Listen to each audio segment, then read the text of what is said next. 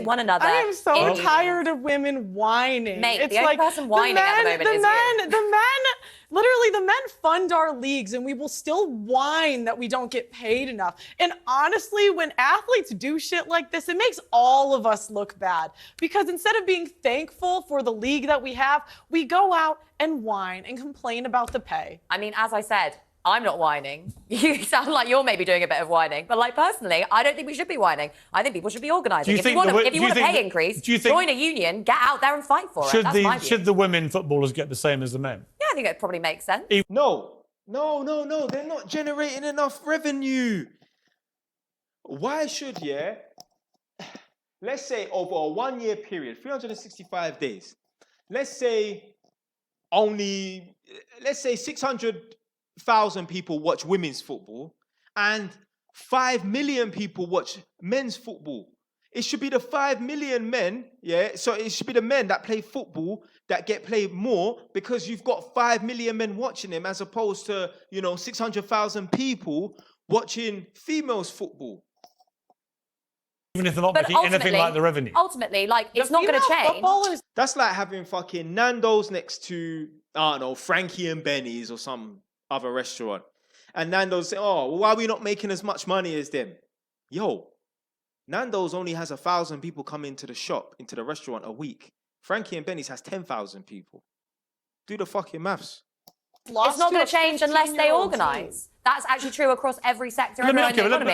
If you want a pay rise, join a union and fight for one. Let me ask you this, though. They have got unions. But let me ask you this.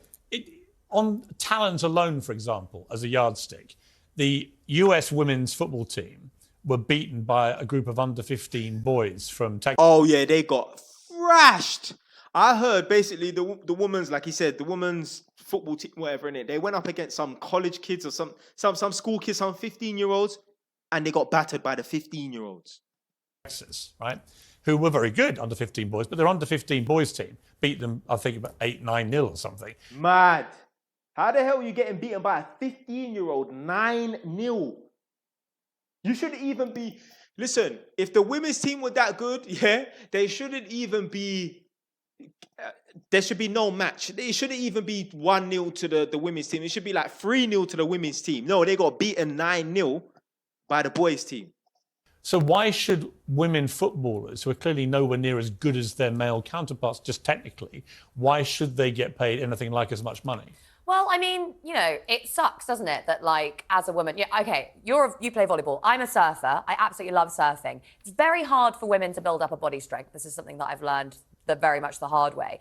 And so, surfers, by the way, there is equal pay. Yeah, there is. And actually, it's one of those sports where... Can a woman be as good as a man or not? Well, it's different. It's a different sport, really. It's not, it is the same sport, but it's very different watching a woman surf than it is watching a man surf because, the average male body is different from the average woman, woman's body for all these... But is there any actual technical reason why a woman can't do with a surfboard what a man can do? Yeah, there's loads of reasons. It is about the upper body strength. It's about the way that the body is built. So should women surfers at the elite level get the same as men? But again, I think it just is different. It's a different kind of game and people watch it. I think